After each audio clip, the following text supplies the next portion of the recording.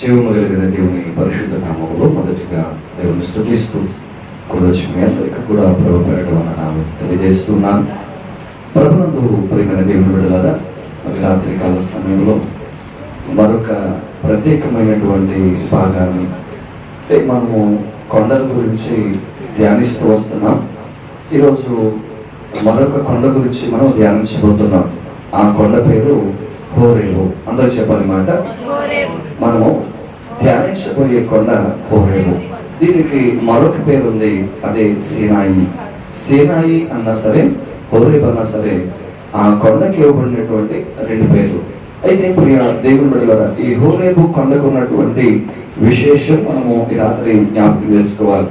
ప్రియ దేవుని బిడ్డలారా, దేవుడే తను పరిచయం చేసుకుంటూ, ఇక మనం చెప్పాలంటే మోషేకు ఆయన దర్శనం ఇవ్వడానికి వచ్చినటువంటి ప్రాంతం, ఆయన మోషేను దర్శించినటువంటి ప్రాంతం హోరేబు కొండ. ఈ రాత్రికాల సమయంలో ఈ వాక్యాన్ని మనం ధ్యానిస్తుంటే, మోషే 40 సంవత్సరాలు ఐగుప్తు ఫరో కుమార్తెకు కుమారుడై సకల విద్యను నేర్చుకున్న తర్వాత అక్కడి నుండి అతడు పారిపోయి మరలా 40 సంవత్సరాలు మిథ్యాని యాజకులుగా ఉన్నటువంటి ఇత్రో కుటుంబంలో సభ్యుడై, ఇత్రోకి అతడు అల్లుడై, అతని మందను మరొక 40 సంవత్సరాలు అతడు మేపిన తర్వాత, అంటే ఇంచుమించు 80 సంవత్సరాల వయసులో దేవుడైనటువంటి యెహోవా మోషేకు దర్శనం ఇచ్చినటువంటి భాగాన్ని మనం చదువుకున్నాం. ప్రతిపడ మోషే మందను కాస్తుండగా, మోషే తన మామ మందను కాస్తూ ఉన్నటువంటి సమయంలో అతడు ఒక వింత చూసి ఆ ప్రదేశానికి అతడు వెళ్ళినట్లుగా వాక్య భాగము మనకు జ్ఞాపకం చేస్తుంది.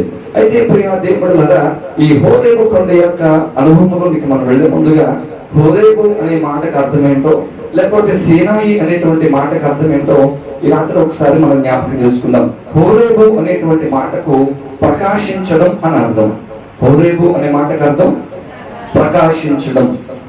సీనాయి అనేటువంటి మాటకు అర్థం ఏంటంటే ఎండిన ప్రదేశము లేదా వేడి అనేటువంటి అర్థాలు ఉన్నాయి.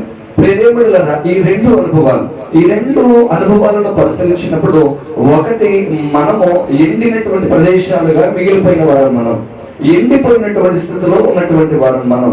అయితే ప్రియులరా, ఆయన మనల్ని ప్రకాశింపచేయవాడై ఉన్నాడు.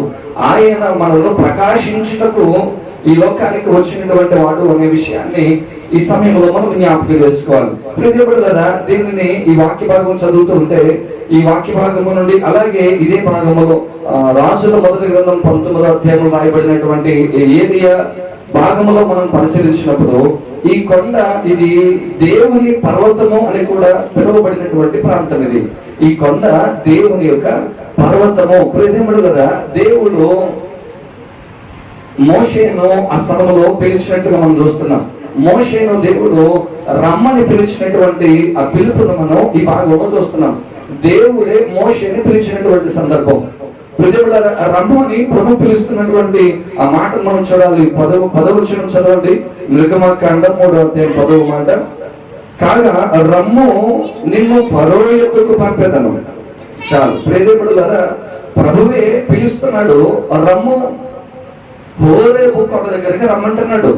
ఈ రాత్రికాల సమయంలో ప్రియదేవుడులారా, మొట్టమొదట మనం నేర్చుకునేటువంటి కొండ అరారోతు కొండ. అంటే మనము ఈ కొండ ఎక్కాలి. ప్రభు మనల్ని ఈ కొండలో ఎక్కిస్తున్నాడు. ఈ కొండలు ఎక్కే అనుభవం మన జీవితాలకు అవసరం. అరారోతు కొండ గురించి ప్రభువు చెప్పాడు. రెండవదిగా మోరియా కొండ గురించి ప్రభు మనతో మాట్లాడాడు. ఇక మూడవ కొండ హోరేబు కొండ లేదా సీనాయి కొండ.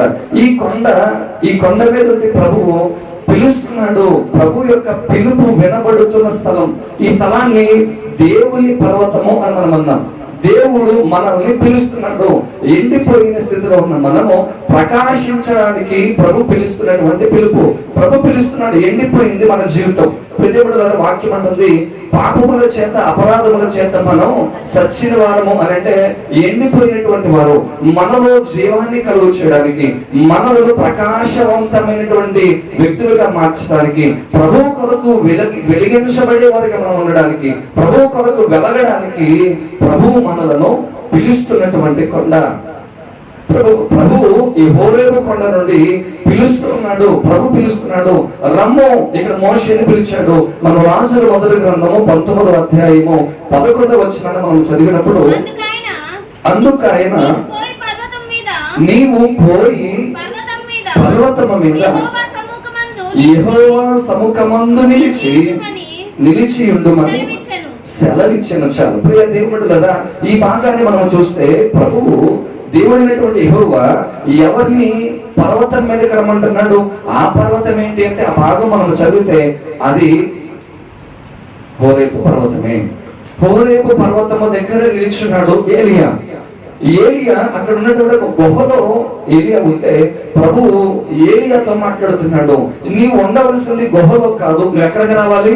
ప్రభు అంటున్నాడు, నీవు పర్వతము పైకి రావాలి, పర్వతం మీదకి రావాలి, నువ్వు పర్వత ప్రదేశంలోనికి పైకి నువ్వు రావాలి, నువ్వు రా అని ప్రభు పిలుస్తున్నాడు. ప్రియ దేవుడు కదా, ఈ రాత్రికాల సమయంలో దేవుని యొక్క సన్నిధిలో నుండి ఎల్లప్పుడూ మనకు ఒక పిలుపు వినబడుతూనే ఉంది. పాట పాడుతూ ఉంటాం, ప్రయాసపడి భారము మోయిచున్న సమస్త జనులారా చక్కగా రండి రండి యేసుని యొద్దకు అని చక్కగా మనం పాట పాడుతూ ఉంటాం. పిల్లరా, మనం పాట పాడటమే కాదు, దేవుడు ప్రతి దినము, ఇప్పుడంటే మైకులు వచ్చినాయి కానీ ఈ శబ్దంతరాంగము లేనప్పుడు పరిస్థితి ఏంటి? అప్పట్లో ఒక టైం అంటూ ఉండేది, చర్చి మీద ఒక గంట ఉండేది. ఆ గంట మోగితే ప్రార్థనా సమయం. అంటే 3 రకాల గంటలు ఉంటాయి. ఒకటి బడి గంట, రెండవది గుడి గంట, మూడవది చావు గంట. కాలం కాని కాలంలో గంట మోగింది అంటే ఎవరో చనిపోయారనేటువంటి విషయాన్ని ఆ ప్రదేశంలో ఉన్న వారికి చెప్పడానికి. ఇక ఇదే బడి ఇదే గుడి కదా, ఇదే బడి ఇదే గుడి. కాబట్టి సోమవారం నుండి శనివారం వరకు ఉదయం 8:30, 9 గంటల గంట మోగింది అని అంటే బడి జరుగుతుంది అని. అదే ఆదివారం మోగింది అని అంటే ఆరాధన జరుగుతుంది అని అర్థం.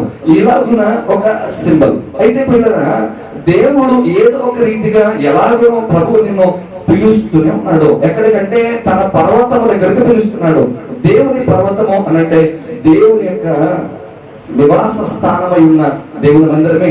దేవుడు తన మందిరములోనికి, దేవుడు తన యొద్దకు పిలుస్తున్నాడు. రమ్ము. అక్కడ మోషేని ప్రభు పిలిచాడు రమ్మని. ఇక్కడ ఏలియాకు ప్రభు ఏమంటున్నాడు, నీవు ఈ పర్వతం మీదకు వెళ్ళు అంటే నువ్వు ఎక్కడుండాలి అని? దేవుని యొక్క పర్వతం మీద, దేవుని యొక్క సన్నిధిలో నీవు ఉండాలని ప్రభువు పిలుస్తున్నాడు. ఎందుకు ప్రభు నేను పిలుస్తున్నాడు అని అంటే, మనమందరము కూడా ఎండిపోయిన స్థితిలో ఉన్నాం. పాపములతో అపరాధములతో సచ్చినటువంటి ఎండిన స్థితిలో ఉంటూ ఉండగా ప్రభు అంటున్నాడు, నేను మీకు జీవాన్ని ఇస్తాను, నేను మిమ్మల్ని ప్రకాశింపజేస్తాను. ఈ కొండ మీద మనము చల్లారిపోయిన వారిగా కాకుండా మనము వేడిగా, అంటే విశ్వాసంలో బలవంతులుగా మనం ఉండడానికి, భక్తి జీవితంలో బలవంతులుగా ఉండడానికి, నీతి విషయమై మనం బలవంతులుగా ఉండడానికి ప్రభువు మనల్ని పిలుస్తున్నాడు. దేవుని పర్వతము మీదకి ప్రభువు మనల్ని పిలుస్తున్నాడు. దేవాలయపు తలుపులు తెరవబడిన ప్రతి సమయము కూడా ప్రభువు నిన్ను పిలిచే సమయము అని మాత్రం మరిచిపోవద్దు. దేవుని పిలుపుకి మనము లోబడవలసిన వారు విన్నాం. దేవుడు ప్రతి దినము మనల్ని పిలుస్తున్నాడు. సజీవులుగా ఉన్న మనల్ని పర్వతం దగ్గరికి పిలుస్తున్నాడు. అయితే మోషే ఒక మాట అంటున్నాడు, నరులారా తిరిగి రండి అని నీవు సెలవించుచున్నావు. ఆ పిలుపు వింటే మందిరములోకి మనం రాగలమా? అదే ఫైనల్. అది దేవుని యొక్క పిలుపు, అదే చివరిది. నరులారా తిరిగి రండి. ప్రియదేవుడు కదా, ఆ పిలుపు కాదు. ఈరోజు ప్రతి దినము ఆయన పిలుస్తున్నది ఎక్కడికి? ఆ పిలుపు సమాధి యొద్దకి. కానీ ఈ పిలుపు నిన్ను ప్రకాశింప చేయడానికి, నిన్ను వెలిగించడానికి ప్రభు పిలుస్తున్నాడు. నిన్ను వేడిగా మార్చడానికి, అంటే నులువెచ్చగా చల్లారిపోయినటువంటి నీ విశ్వాసాన్ని వేడెక్కించడానికి, నిన్ను బలపరచడానికి ప్రభు పిలుస్తున్నాడు. అక్కడ మోషేను ప్రభు పిలిచాడు, రమ్ము అని ప్రభు పిలిచాడు. ఏలియాని నీవు వచ్చి ఆ ప్రదేశం మీదకి నువ్వు వెళ్ళు, నువ్వు అక్కడికి రావాలి. దేవుని పర్వతం మీదకి ప్రభు పిలుస్తున్నాడు. ఈ రాత్రికాల సమయంలో పిల్లగా మనము కూడా ఆ పర్వతం మీదకి రావడానికి సిద్ధపడాలి. మనము కూడా ఆ పర్వతం మీద ఉండడానికి సిద్ధపడాలి. ఆయన ఎప్పుడు వచ్చినప్పటికీ కూడా, ఆయన ఎప్పుడు పిలిచినప్పటికీ కూడా ఆ పిలుపు విని ఈ పర్వతం మీదకి, అనగా దేవుని యొక్క సన్నిధిలోనికి మనము రావాలి. దేవుని యొక్క సహవాసంలోనికి మనం రావాలి. ప్రభు పిలుస్తున్నాడు ప్రతి దినము కూడా. ప్రతి దినము మీరు గమనిస్తే దేవుడే మోషేని కలుసుకోవడానికి వచ్చినటువంటి ప్రదేశం అది. దేవుడు వచ్చాడా, మోషే వచ్చాడంటే మోషే మందలు కాస్తూ ఉంటే దేవుడే వచ్చాడు పర్వతం దగ్గరికి. ప్రేమికుడు కదా, దేవుడు అనుదినం మన దగ్గరికి వస్తూ మనల్ని పిలుస్తున్నటువంటి స్థలం దేవుని యొక్క మందిరం. ప్రభువు పిలుస్తున్నాడు మనల్ని, రమ్మని, ఈ కొండ మీదకి రమ్మని. కానీ మనం ఈ కొండ వదిలేసి, అనగా దేవుని మందిరం అనబడిన ఈ కొండ వదిలేసి గుణదల కొండ ఎక్కడానికి ప్రయత్నం చేస్తాం, లేకపోతే ఇంకా ఏదో కొండ ఎక్కడానికి ప్రయత్నం చేస్తాం. ఈ కొండలు కాదు ప్రిజములు, ఆ కొండలు ఎక్కితే నీ మోకాళ్ళు అరిగిపోతాయేమో, కానీ నీవు ఎక్కవలసిన కొండ వాక్యం ఉన్నది. నీవు ఎక్కడికో వెళ్ళని అవసరం లేదు. ఏదో సర్వదర్శనం అనేది ఏమీ లేదు, నీకు టికెట్లు ఇచ్చే పరిస్థితి ఏమీ లేదు. 2 రోజులు 3 రోజులు టైం పట్టదు ఆయన ముఖ దర్శనమును చేయడానికి. ఆయన ఎద్దకు నువ్వు రావడానికి ఎక్కువ సమయం పడదు, ఎంతో దూరం వెళ్ళక్కర్లేదు, డబ్బులు ఖర్చు నీకు లేదు. దేవుడు నీకు తన సన్నిధిని సమీపంగా ఉంచాడు, దగ్గరగా ఉన్నాడు, నీ దగ్గరగా ఉన్నాడు. ఆయన నిన్ను పిలుస్తున్నాడు, నీవు ప్రకాశించాలని ప్రభు నిన్ను పిలుస్తున్నటువంటి ప్రదేశము హోరేబు లేకపోతే సీనాయి. ఈ రాత్రి గమనిస్తే ఇప్పుడు వాక్యం సెలవిస్తున్నది పిల్లరా, ఈ పర్వతము మీదకి మనము ఎక్కడానికి వెళ్ళడానికి సిద్ధంగా ఉన్నాము. ప్రభు పిలుస్తున్న ఈ హోరేబు పర్వతం మీదకి మనము కూడా వెళ్ళాలి, ఆ పర్వతం మీదకి మనం కూడా ఎక్కాలి అని ఈ రాత్రి మనం వాక్యం ద్వారా నేర్చుకోబోతున్నాం. గమనించండి పిల్లరా, హోరేబు లోనికి లేకపోతే హోరేబు ఎద్దకు మనం వెళ్ళడానికి, హోరేబుని గురించి మనం విషయాలు పరిశీలిస్తే మొట్టమొదట 5వ వచనం చదువుదాం. నిర్గమకాండం 3వ అధ్యాయం 5వ వచనం.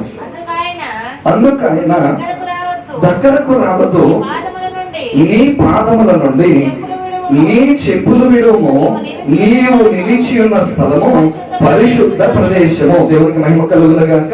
హోరేబు అనేది పరిశుద్ధ ప్రదేశము. హోరేబు అనగా అంటే ఈ హోరేబు అనుభవంలోనికి వస్తున్నటువంటి మనము హోరేబుని ఎలా చూడాలి? మనం హోరేబు అనేది ఎలా చూడాలి? దేవుని మందిరాన్ని మనం ఎలా చూడాలి? ఇది పరిశుద్ధ ప్రదేశం, ఇది పరిశుద్ధ ప్రదేశం. అంటే ఇది పరిశుద్ధ ప్రదేశము. మందిరం ఎక్కడున్నప్పటికీ మందిరము అనేది పరిశుద్ధ ప్రదేశం. అది కిషోర్ పాస్టర్ గారికేనా, లేకపోతే మందిపూడి సంఘానికేనా? అంటే దేవుని సంఘము ఎక్కడున్నా అది పరిశుద్ధ ప్రదేశమే. ఇది ఒక వ్యక్తికి చెప్పిన మాట కాదు, మోషేకు మాత్రమే పరిమితమైన మాట కాదు. ఇది మోషేకు మాత్రమే పరిమితమైనది కాదు, లేదా ఆ కొండ ఒకటే పరిశుద్ధమైనది కాదు. వాక్యం అంటుంది నా మందిరము పరిశుద్ధమైనది అని ప్రభు అంటున్నాడు. ఎందుకనంటే ఆయన ఎక్కడుంటే అక్కడ అది పరిశుద్ధం. పిల్లల ప్రభు మనల్ని కోరుకున్నాడు, దేవుడు మనల్ని తన నివాసముగా మార్చుకున్నాడు. పరిశుద్ధాత్మకు మనము నిలయమై ఉన్నాము. అంటే దేవుడు మనల్ని పరిశుద్ధపరుచుకున్నట్టు, అంటే దేవుడు ఉండే స్థలం పరిశుద్ధమైంది కనుక ప్రభువు నివసించేది, ప్రభువు ఉండేది, ప్రభు మనల్ని పిలిచే స్థలము పరిశుద్ధ ప్రదేశము. అయితే పిల్లరా, ప్రభు పిలుస్తున్నది ఎక్కడికేనంటే పరిశుద్ధ ప్రదేశంలోనికి పిలుస్తున్నాడు. ఇక్కడ మోషేని పిలిచాడు, ప్రతి దినము ప్రభు మనల్ని పిలుస్తున్నాడు, తన పరిశుద్ధ సన్నిధిలోనికి ప్రభు మనల్ని పిలుస్తున్నాడు. అయితే ఇక్కడ ఒక మాట మనం గమనించాలి, ఆయన పరిశుద్ధ పర్వతం మీదకి, తన పరిశుద్ధ ప్రదేశంలోనికి ప్రభు మనల్ని పిలుస్తున్నాడు కనుక ఇది పరిశుద్ధమైన స్థలం కనుక ఈ పరిశుద్ధ స్థలంలోనికి ఎలా రావాలి? పరిశుద్ధంగా రావాలి. చదివిన వాక్యం ఏంటి? మా వాక్యం ఏం చదువు? ఇది పరిశుద్ధ ప్రదేశం కాబట్టి నువ్వు ఏం చేయాలి? నీ చెప్పులు విడిచిపెట్టి రావాలి. ఏం చేయాలి? నీ చెప్పులు విడిచిపెట్టి రావాలి. ప్రజలు కొన్ని పరిస్థితుల్లో లేకపోతే కొంతమంది సేవకుల విషయంలో చూస్తూ ఉంటే ఏదో చిన్న చిన్న పరిచయలు చేసే పాస్టర్ గారు కరెక్ట్ గానే అంటే దేవుని భయంతో వెళ్ళిపోతున్నారు. అంటే వాళ్ళు కూడా ఇప్పుడు ప్రపంచవ్యాప్తంగా స్వార్థికులుగా లేకపోతే అంతర్జాతీయ ప్రసంగికులుగా లేకపోతే గొప్ప గొప్ప ప్రసంగికులుగా పిలువబడుతున్న వారు చాలా మంది ఉన్నారు. వాళ్ళు ప్రారంభించినప్పుడు చిన్న పరిచర్య కాదా? ఆ చిన్న పరిచర్యలో చక్కగా చెప్పులిచ్చిపెట్టి చక్కగా అంటే ఆరాధించిన వారు, చక్కగా ప్రభు సన్నిధిలో ఉన్నటువంటి వారు కొంచెం స్టేటస్ పరంగానే కొన్ని లక్షల మంది వారికి విశ్వాసులు రాగానే, కొంచెం వారికి పలుకుబడి రాగానే, కొంచెం ఫేమస్ అయిపోగానే వారు కొంచెం గొప్పగా కనబడగానే ఏమవుతుంది అంటే చెప్పులు వేసుకొని ప్రసంగాలు చేయడం మొదలు పెట్టారు. చూసారు మీరు ఎవరైనా? దేవుడు కదా. ఇప్పుడు చాలా మంది అంటే ఇప్పుడున్నటువంటి పరిస్థితుల్లో చాలా మంది చెప్పులు వేసుకొని లేకపోతే షూ వేసుకొని వాక్యం చెబుతున్నటువంటి పరిస్థితులు. ప్రభు అంటున్నాడు మందిరము అంటే మండిపూడిలో ఉన్న మందిరము లేదా మోషే ఎక్కినటువంటి హోరేబో పరిశుద్ధమైంది కాదు. దేవుడు నివసించే ప్రదేశం ఎక్కడైనా అది పరిశుద్ధమైందే. అది దేవుని యొక్క మందిరం, అది దేవుడు ఉండే స్థలం కనుక ఆయన ఎక్కడుంటే అది పరిశుద్ధమైందే, అది పరిశుద్ధమైందే. కనుక ఆయన యొద్దకు వచ్చేటప్పుడు చెప్పులు విడిచిపెట్టరామంటున్నాడు ప్రభువు. చెప్పులు విడిచిపెట్టరండి. గమనించండి పిల్లరా, చెప్పులు విడిచిపెట్టడం అంటే రెండు విషయాలు తెలియచేయడం. పెద్దవాళ్ళు మాట వింటూ ఉంటాను. పెద్దోళ్ళు అంటూ ఉంటారు, కొంతమంది ఒకప్పుడు కొంతమంది ఆసాములు ఇళ్ళు దాటి వెళ్ళేటప్పుడు, వాళ్ళ ఇంటి ముందు వెళ్ళేటప్పుడు చేతులు ఆ చెప్పులు చేతితో పట్టుకుని వాళ్ళు ఇల్లు దాటిన తర్వాత చెప్పులు ఇష్టం వెళ్ళాలి. ఎందుకంటే మీరు కొంతమంది చూసే ఉండొచ్చేమో. కొంతమంది ఆసాం ఎదురైతే చెప్పులు పక్కకు పెట్టి దండం పెట్టాలి. వాళ్ళకి చెప్పులు విడిచిపెట్టి అంతేనంటారా అంటే ఒకప్పుడు ఉన్నవి ఇప్పుడు లేవు. ఒకప్పుడు ఎలా ఉందంటే కొంతమంది ఆశ్రములు, కొంత అగ్రకులాలు అనబడిన వారు ఎవరైతే పలుకుబడి కలిగి ఉన్నారో లేదా ఒక హోదా కలిగి ఉన్నారో అలాంటి వారు ఇంటి ముందు వెళ్ళేటప్పుడు చెప్పులు తీసేయాలి. వాళ్ళు ఎదురైనా చెప్పులు తీసి ఎందుకు చెప్పులు తీయాలి? చెప్పులు తీయటంలో ఉన్నటువంటి రెండు ప్రత్యేకమైన విషయాలు ఉన్నాయి. ఒకటి, ఆ వ్యక్తిని గౌరవించడం. చెప్పులు విడవటం అంటే ఆ వ్యక్తిని గౌరవించడం. మీరు గమనించండి, భోజనం చేసేటప్పుడు చెప్పులు వేసుకుని భోజనం చేస్తారా? చేయరు. ఎందుకు చెప్పులు వేసుకోకుండా భోజనం చేయాలి అంటే మనం హైందవ సాంప్రదాయంలో ఉన్నాం. చిన్నప్పటి నుండి కూడా హైందవ పరిస్థితుల మధ్య ఎదుగుతూ వచ్చాం. ఇప్పుడు కూడా హైందవ పరిస్థితుల మధ్య ఉన్నాం. భోజనాన్ని ఏమంటారు తెలుసా? అమ్మా, అన్నాన్ని ఏమంటారు? పరబ్రహ్మ స్వరూపం. అంటే ఇది దేవుడే. దీని ఏం చేయకూడదు? నిర్లక్ష్యంగా, అగౌరవంగా, వంకరలు తిరుగుతా అంటే కొంతమంది పిల్లలు అన్నం పెట్టుకుని ఇడి తిరుగుతా, అడి తిరుగుతా, ప్లేట్ అట్టుకుని ఆ ఇల్లు తిరిగి, ఈ ఇల్లు తిరిగి, అక్కడ తిరిగి, ఇక్కడ తిరిగి, ప్లేట్ అట్టుకుని మొత్తం తిరుగుతూ ఉంటారు. అందులో ఒక చిన్న పచ్చిమిరపకాయ కనబడుతుంది అనుకోండి, తీసేటప్పుడు నిండా నల్లెత్తులే ఉంటాయి. దానికి నల్లెత్తులు పక్కన తీసి అది తీసి పక్కన పెట్టవచ్చు కదా. ఒకవేళ చివరిలో వాళ్ళు తీసిన చెత్తలో చూస్తే ఒక గుప్పుడు అన్నమాట అందులో వేస్ట్. అంటే మన పెద్దవాళ్ళు ఏమంటారంటే జాగ్రత్త. ఎందుకనంటే ఇది దేవుడు మనల్ని బ్రతికించడానికి ఇచ్చింది, మనము బ్రతకడానికి ప్రభు ఇచ్చిన ఆహారం ఇది. కాబట్టి దీన్ని నిర్లక్ష్యంగా తినద్దు.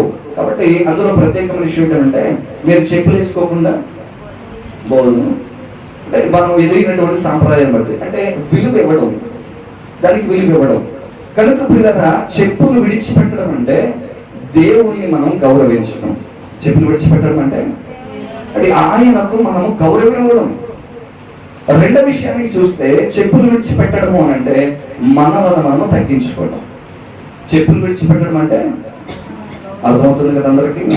పిల్లరా, ప్రభువు పిలుస్తున్నాడు ఎక్కడికి? హోరేబు దగ్గరికి ప్రభు మనం పిలుస్తున్నాడు. నిన్ను ప్రకాశింప చేయడానికి ప్రభు పిలుస్తున్నాడు. ప్రభు నిన్ను పిలిచాడు కనుక నీవు వచ్చే స్థలం ఎలాంటిది అంటే అది పరిశుద్ధమైంది. నువ్వు ఎలా రావాలి అని అంటే నువ్వు ఎలా రావాలి? చెప్పులు విడిచిపెట్టంటే ఆయనకి ఇవ్వాల్సిన గౌరవాన్ని ఇస్తూ, అంటే ఆయనకి ఇవ్వాల్సిన గౌరవాన్ని ఇస్తూ ఆయన ఎదుట నిన్ను నీవు తగ్గించుకొని నా దగ్గరికి రావాలి.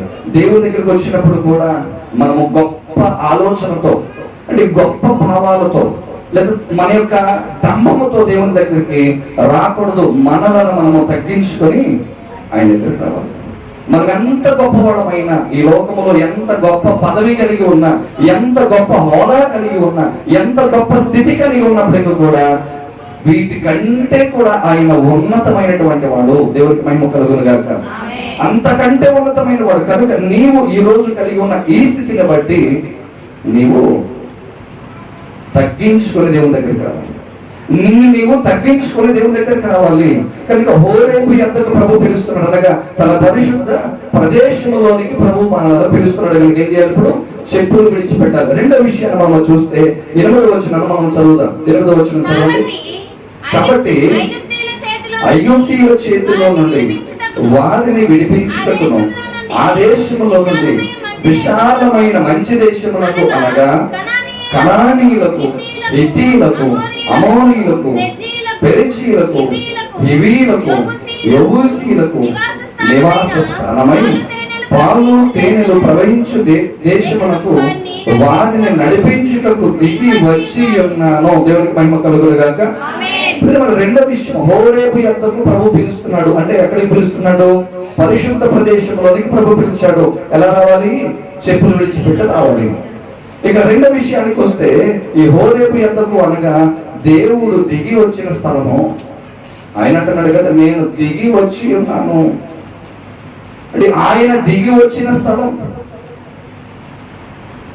మనము ఇక్కడికి వచ్చి ప్రారంభ ప్రార్థన చేయకముందే, ఆయనను మనము నోరారా ఆరాధించక ముందే ఉన్నాడు ఆయన. ఇక్కడ మనకంటే ముందు ఉన్నాడు ఆయన. మనమే వెనకానికి వస్తున్నాం కానీ ఆయన ముందే ఉన్నాడు. గమనించండి కదా, దేవుడు కోరుకుంటున్నటువంటిది నేను ఎప్పుడు కలుసుకోవాలా అనేటువంటి ఆశ, నేను ఎప్పుడు చేరుకోవాలా అనే ఆశ, నీ నోట ఆయన పిలుపు ఎప్పుడు వినాలా అనేటువంటి ఆశ, నీ నోట ఆయన స్తుతిని ఎప్పుడు వినాలా అనేటువంటి ఆశ. నీవు ఇక్కడ రాకముందే నిన్ను కలుసుకోవడానికి ఆయన సంసిద్ధుడై ఉన్నాడు. దేవుని మందిరములో ఎప్పుడు ఆరాధన ప్రారంభమైన, దేవుని మందిరంలో ఎప్పుడు ప్రార్థన ప్రారంభమైన, నీవు రాకముందే ప్రభు ఇక్కడ ఉన్నాడు. ఆ విషయాన్ని మర్చిపోవద్దు. ఎందుకు వచ్చాడు ఆయన? నీకంటే ముందు ఇక్కడికి ఎందుకు వచ్చాడు అంటే, నీవు ఇక్కడికి వచ్చి ఏమడుగుతావు అని తెలుసు. ఇక్కడికి వచ్చిన తర్వాత నీ వ్యాధి ఏదైతే ఉందో, నీ కష్టం ఏదైతే ఉందో, నీ బాధ ఏదైతే ఉందో అది చూసి నీకు సహాయం చేయడానికి నీకంటే ముందు వస్తున్నాడు. కొన్నిసార్లు నీవు బాధపడుతూ ఈ బాధను బట్టి మనస్సు బాలేదని మందిరానికి రావు. కానీ ప్రభు ఇక్కడ ఏమంటాడు? ఇక్కడ ఉండి చూస్తూ ఉంటాడు. ఇక నా కుమార్తె వేదనతో ఉంది, నా కుమార్తె కష్టంతో ఉంది, నా కుమార్తె కన్నీటితో ఉంది, బహు కష్టంలో ఉంది. ఇగో ఈ రాత్రి ఈ సమయంలో నా దగ్గరికి వస్తే ఆమె ప్రార్థన వింటాను, ఆమె కష్టాన్ని తీరుస్తాను, కన్నీటిని తీరుస్తాను. అది నా కుమార్తె వస్తుంది అని ప్రభువు ఎదురు చూస్తూ ఉంటాడు. ఆయన చూసినప్పుడు నువ్వేం చేస్తావంటే, మనస్సు బాగాలేదు అంటే మనస్సు బాగాలేదు. దేవుడి ద్వారా నీ మనస్సు బాగున్నప్పుడే మరింత చేరువుగా దేవుని దగ్గరికి నువ్వు రావు. ఎందుకంటే ఆయన నీ కష్టం చెప్పుకోవడానికి నీవు వస్తావని ఆయన నీకంటే ముందు వచ్చాడు ఇక్కడికి. అందుకే మనం అక్కడ బాగా చదివితే, ఇశ్రాయేలీయుల యొక్క బాధ, వారి శ్రమ అంటే వారి కన్నీరు నేను ఎరిగే ఉన్నాను, వారి మొర నేను విన్నాను, అందుకే వచ్చాను. ప్రభు ఎందుకు వచ్చాడు అంటే, నీ బాధ తీర్చడానికి, నీ శ్రమ నుండి నేను విడిపించడానికి, నీ మొర ఆలకించి నీ ప్రార్థనలో ఉన్నటువంటి ప్రతి విధమైన శ్రమ నుండి నేను విడిపించడానికి ఆయన దిగి వచ్చాడు. ప్రభు దిగి వచ్చిన స్థలం హోరేబు అంటే ప్రభువు నిన్ను పిలుస్తున్నది. అందుకే నా కుమారుడు కుమార్తె నా దగ్గర ఎందుకు అంటే, నా దగ్గరకు వస్తే నేను ఆల్రెడీ నువ్వు రాకముందే నేను ఇక్కడ ఉన్నాను. నీవు చెప్తే నేను వింటాను. నీ శ్రమ ఏదో నేను అర్థం చేసుకుంటాను, నీ కష్టం ఏదో నేను ఎరిగి నీకు సహాయం చేస్తానని ప్రభు నీకంటే ముందు వచ్చి ఇక్కడ ఉంటాడు. రాజుల మొదటి గ్రంథం నిర్గమకాండం 19వ అధ్యాయము 18వ వచనం ఒకసారి చదువుదాం. నిర్గమకాండం యెహోవా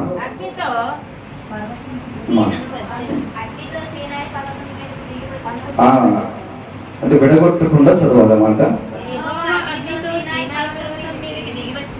యెహోవా అగ్నితో సినాయి పర్వతం మీదకి దిగి వచ్చినందున అది అంతయు ధూమమయమై ఉండెను. క్రీస్తునందు ప్రియదేవులారా, ఆయన దిగి వచ్చిన స్థలం 10 ఆజ్ఞలు ఇచ్చిన స్థలం కదా సినాయి. అంటే ఆయన దిగి వచ్చినప్పుడు దుమ్ము లేచింది అని అంటాడు. ప్రియదేవులారా, ఆయన దిగి వస్తే నీకు పట్టిన, లేకపోతే నీ ఇంటిలో ఉన్న, నీ మనస్సులో ఉన్న ప్రతి విధమైన దుమ్మంతా లేచిపోతుంది. అంటే నీ మనసులో ఉన్న కలవరాలన్నీ పోతాయి, నీ కంటిలో ఉన్న కన్నీరంతా తొడవబడుతుంది. ఆయన దిగి వచ్చిన స్థలం ఇది. ఆయన దిగి వచ్చాడు కనుక ఆయన ఉన్న స్థలంలోనికి నీవు వస్తే నీ వేదన అంతా తొలగిపోతుంది, నీ కష్టమంతా తీర్చబడుతుంది, నీ భారమంతా తొలగించబడుతుంది. కనుక హోరేబు దగ్గరికి ప్రభువు రమ్మంటున్నాడు. దేవుని సన్నిధిలోనికి, దేవుని పరిశుద్ధ ప్రదేశంలో నీకు ప్రభు నేను రమ్మంటున్నాడు. ఇక్కడికి వస్తే నీ కష్టము తీర్చబడుతుంది, ఇక్కడికి వస్తే నీ కన్నీరు తొడబడుతుంది, ఇక్కడికి వస్తే నీ భారము దించబడుతుంది. కనుక ప్రభువు నేను పిలుస్తున్నాడు ఇక్కడ రమ్మని. ఆయన దిగి వచ్చిన స్థలం హోరేబు. ఇంకొక విషయాన్ని చూసుకున్న తర్వాత మిగతా విషయాలు తర్వాత వారు జ్ఞాపకం చేసుకున్న 3వ వచనం చదువుదాం. నిర్గమకాండం 3వ అధ్యాయం 3వ వచనం. అప్పుడు మోషే ఆ పొద ఎలా కాలిపోలేదో నేను ఆ తట్టు వెళ్ళి ఈ గొప్ప వింత చూసేదని అనుకోనేను. చాలు. క్రీస్తునందు ప్రియమిత్రులారా, ఈ భాగాన్ని పరిశీలిస్తే హోరేబు అనేది మనలను ఆకర్షించే స్థలం. ఆమేన్. హోరేబు అంటే మనలను ఆకర్షించే స్థలం. ప్రభు మోషేను ఆకర్షించడానికి అంటే ఒక ప్రత్యేకమైనటువంటి ఒక సంఘటన. ఏంటి ఆ సంఘటన అంటే పొద కాలుతుంది అంటే పొద మండుతున్నది కానీ పొద కాలిపోలేదు ఉంటుంది. మంట వస్తుంది పొదలో నుండి కానీ ఆ పొద కాలిపోలేదు. అంటే ఆ వెంట ఏదో చూద్దాం. ఒకవేళ ఆ సన్నివేశం కాకుండా ఒక పొద కాలిపోతూ ఉంటే మోషే ఎక్కడికి వెళ్ళేవాడా? ఈ ఎండకి ఈ ఎండ వేడికి ఎక్కడో చోట కాలుతూ ఉంటే ఇది కామనే అనుకునేవాడు. కానీ అది మండుతుంది కానీ కాలిపోలా. మండుతుంది కానీ కాలిపోలా. అంటే ఆకర్షించడానికి, మోషేని ఆ తట్టుకు ఆకర్షించడానికి ఈ అద్భుతాన్ని ప్రభువు మోషే ముందు ఉంచాడు. ప్రియమిత్రులారా, మోషే ఎదుట అద్భుతం చేసిన ప్రదేశం అది. ఆయన ఆకర్షించడానికి ఈ అద్భుతం. ఈ రాత్రి గమనించండి పిల్లరా, నీ నా జీవితాల్లో దేవుడు అద్భుతాలు చేయడానికి కారణం అంటే నిన్ను తన యొద్దకు ఆకర్షించుకోవడానికి అద్భుతాలు చేస్తున్నాడు. ఇక ఎల్లప్పుడూ అద్భుతాలే చూస్తావా? ఇక ఎల్లప్పుడూ స్వస్థతలే, ఎల్లప్పుడూ ఇంకా లోక సంబంధమైన ఆశలతోనే, ఇక ఎల్లప్పుడూ లోక సంబంధమైనవే కావాలి, అవి కావాలి, ఇవి కావాలని ఇక ఈ అద్భుతాల వరకే చూస్తావా? ఆకర్షించాడు. ఈ అద్భుతం అంటే మోషేని తన యొద్దకు ఆకర్షించాడు. ఎందుకు అంటే ఆ మోషేలో ఒక ఆవేదన ఉంది. మోషేలో ఉన్న ఆవేదన ఏంటంటే తన జనులను విడిచిపెట్టి వచ్చి ఎంతకాలం అయినప్పటికీ 40 సంవత్సరాలు అయిపోయింది. ఐగుప్తులో ఉన్నటువంటి తన జనులు ఎలాంటి పరిస్థితులు అంటే చూసొచ్చాడు, ఎలాంటి పరిస్థితుల మధ్య వారు ఉంటే చూసొచ్చాడు. పిల్లగా వాళ్ళు శ్రమలో నలిగిపోతుంటే, వేదన పడుతుంటే, వారి యొక్క శ్రమను, వారి కష్టాన్ని చూశాడు. ఐగుప్తులు పెట్టే శ్రమను చూశాడు. నలిగిపోతున్నటువంటి తన ప్రజల బాధను చూసి వాళ్ళ కొరకు ఏదో చేద్దాం అనుకున్నాడు కానీ తన వల్ల కాలేదు, పారిపోయి వచ్చాడు. ఈ 40 సంవత్సరాలు తన మనసులో ఆవేదన ఏంటంటే నేను వచ్చి ఇక్కడ ఏదో బ్రతుకుతున్నానంటే నేనైతే ఈ పరిస్థితుల మధ్య క్షేమంగానే బ్రతుకుతున్నాను, కానీ నా స్వజనులు ఐగుప్తుల చేతిలో నలిగిపోయింది. అంటే తన హృదయంలో మంట తగ్గల. ఏ విధము చేతనైనా నా ప్రజలు ఆ బాధలో నుండి, ఆ శ్రమలో నుండి రావాలి. ఏ విధము చేతనైనా నా ప్రజలు ఆ ప్రదేశం ఐగుప్తు యొక్క చేతుల నుండి విడుదల పొందాలి. ఎప్పుడు ఆ విడుదల, ఎప్పుడు నా బిడ్డలకు, లేకపోతే నా ప్రజలకు ఎప్పుడు క్షేమము అని తన హృదయంలో మంట మండుతూనే ఉంది. తన ప్రజలు అక్కడ మంటల్లో కాలిపోతున్నటువంటి అనుభవాన్ని మోషే జ్ఞాపకం చేసుకుని, కష్టాల్లో నా ప్రజలు కాలిపోతున్నారు అనేటువంటి వేదనతో మోషే ఉన్నాడు. ఇప్పుడు ప్రభు ఇక్కడ ఏం చూపిస్తున్నాడో తెలుసా? మోషే, అక్కడ నీ ప్రజలు కాలిపోతున్నారు కానీ, మండుతున్నారు కానీ వాళ్ళు నాశనం కాల. దేవునికి మహిమ కలుగును. ఎన్ని శ్రమలు పడినా, ఎంత కన్నీరు వచ్చినా, ఎన్ని బాధలు అనుభవించినా, ఐగుప్తీయులు వారిని నలగొట్టినా ఆ ప్రజలు కాలిపోరు, వారు నాశనం కారు. నీవు వారి గురించి విచారపడుతున్నావేమో, వారు నాశనం కారు. ఎందుకనంటే వారికి దేవునికి మహిమ కలుగును గాక.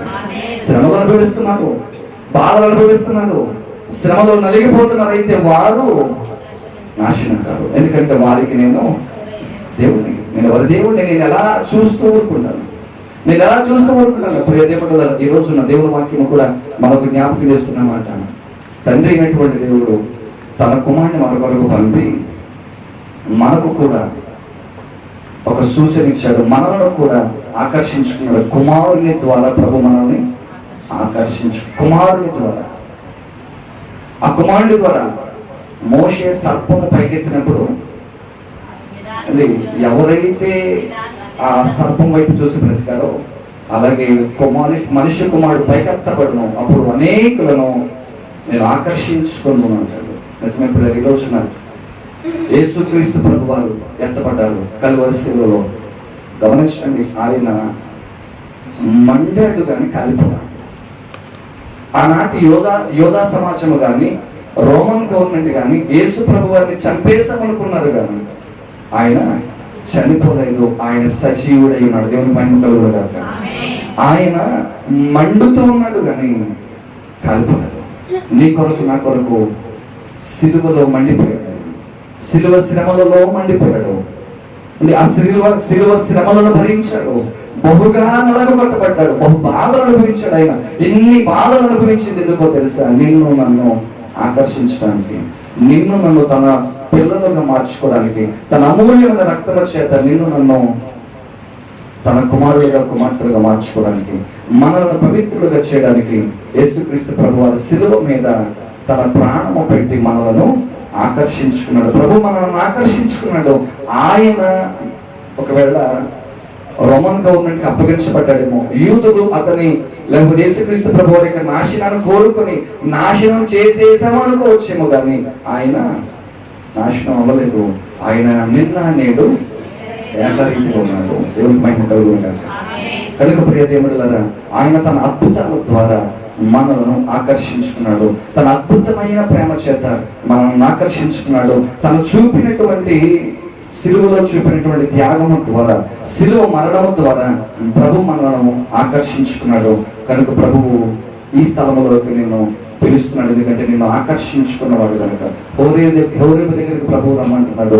ఆయన నిన్ను ఆకర్షిస్తూ ఉన్నాడు. ఇదిగో నీ కొరకు ఎవరు ప్రాణం పెట్టగలరు, ఎవరు నీ కొరకు బాధ్యత తీసుకోగలరు, ఎవరు నీ పట్ల అంత ప్రేమ ఎవరు చూపించగలరు? పిల్లరా, అద్భుతమైనటువంటి ప్రేమ చూపించి నిన్ను తన యొద్దకు ఆకర్షించుకున్నాడు ఆయన.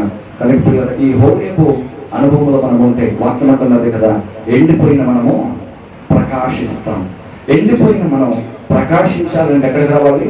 హోరేబు దగ్గరికి రావాలి. హోరేబు దగ్గరికి రావడం అంటే పరిశుద్ధ ప్రదేశంలోనికి రావడం, దేవుడు దిగి వచ్చిన స్థలంలోనికి రావడం, దేవుని అద్భుతాన్ని చూడడానికి వచ్చే స్థలంలోనికి రావడం. కనుక పిల్లరా, హోరేబు యొద్దకు వద్దాం, దేవుని సన్నిధిలోనికి వద్దాం, దేవుని పాదాల దగ్గరికి వద్దాం. ఎండిపోతున్న మనం ప్రకాశిద్దాం, దేవుని కొరకు వెలగడానికి వద్దాం. అలాంటి ఉన్నతమైనటువంటి ఆలోచన ద్వారా ప్రభు మనలను వెలిగించుగాక. ఆమేన్.